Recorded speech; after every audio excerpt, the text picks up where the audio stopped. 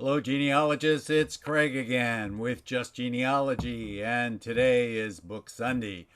So, one of the things that I thought I would add to Book Sunday, in addition to doing a discussion about something specific, was to let you know what books are again available at Heritage Books that have just come back into the warehouse because they've either been out of print or long out of stock or whatever their story is. So, I thought I'd share with you with the books that came in this week, and then we'll do a shtick, I guess is a good word, on what I meant to do today anyway. So new books at Heritage Books will become part of Book Sunday.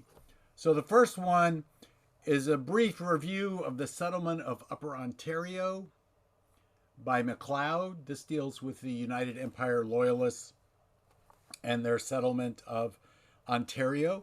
In fact, today, which is not Sunday, but actually the day before, Saturday, I'm giving a talk to the United Empire Loyalist chapter in Niagara on the Loyalist reintegration.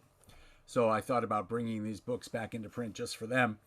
And then we have the Centennial of the Settlement of Upper Canada. I guess we don't need that. And that's back in print now too, as of today. So two books brought back into print just because I need to give a talk. I love giving talks.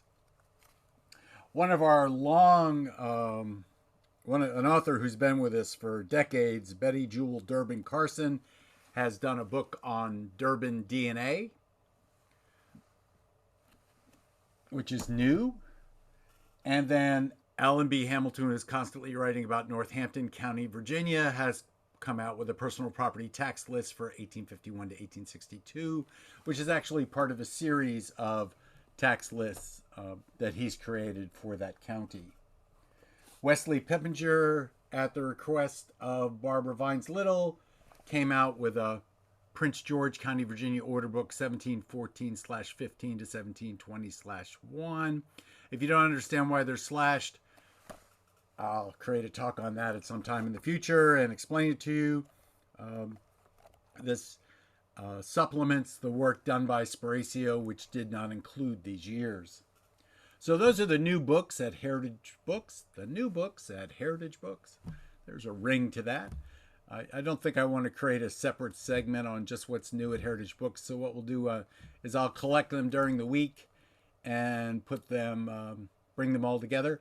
Another book that's come back into print this week, which I forgot to pull and it just dawned on me, is Pamunkey Neighbors, done by Sam and Ruth Sparacio, that deals with early families in Orange County, Virginia.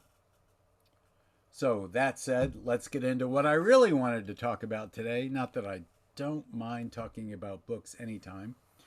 There's an author in Maryland by the name of Alan Fitzpatrick, and he writes about colonial times in the western reaches of the colonies, meaning the Ohio, before the Ohio was really settled, when the Ohio is unsettled, basically. And he has several books. His probably the one that's most looked at is Wilderness War on the Ohio, which deals with the battle between British and Indian control of the Ohio country during the American Revolution. He also has a book, In Their Own Words, Native American Voices from the American Revolution.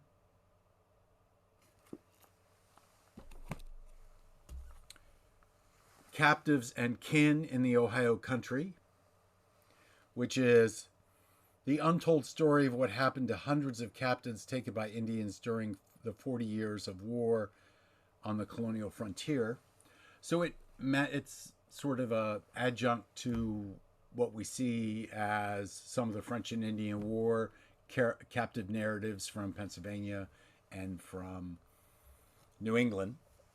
Then there's the book of Place of the Skull, the untold story of vengeance, blood, and the British flag at Wheeling. So it deals with the early history of Wheeling, what is now West Virginia. And then White Indians, which is a story of individuals who were captured by the whites, basically children, captured by the Indians and who grew up as Native Americans. And then his newest one, by new I mean probably in the last year, is The Untold Story of Isaac Zane. And those of you familiar with this period know the name Zane very well. Had a town named after him in Ohio. But this is the untold story of Isaac, who at the age of 9 was taken captive by the Wyandot warriors in the South Potomac River Valley in 1763 during Pontiac's War. So Fitzpatrick not only writes about the Northwest Territory in the American Revolution, but also goes a little farther back to deal with it on Pontiac's War. If you want me to talk about Pontiac's War, just let me know in the comments. I can do that. I do have one of the books that did come back into print this week was Lord Dunmore's War. Unfortunately, it was bound backwards, so I'm not going to talk about Dunmore's War until I have copies of the books available to make available to you. So what I'm going to do is I'm going to make Fitzpatrick's books available to you for a 20% discount for the next few weeks. And the discount code will be Zane, Z-A-N-E, to go along with Isaac Zane. And if you have an interest in the Northwest Territory during the Revolution or before, these are excellent resources for that very subject. This has been Craig with Just Genealogy with another Book Sunday. Now, there is a 4-volume set on the war in Ohio. Also, I think it's by Reuben Thwaites. We also have that if you wish to expand your library even further. So this has been Craig with Just Genealogy for another Book Sunday. And I'm looking forward to talking to you tomorrow. Hit that subscribe button if you haven't done it. Hit that bell for notifications. We come out every day at noon with something new. Thank you so much.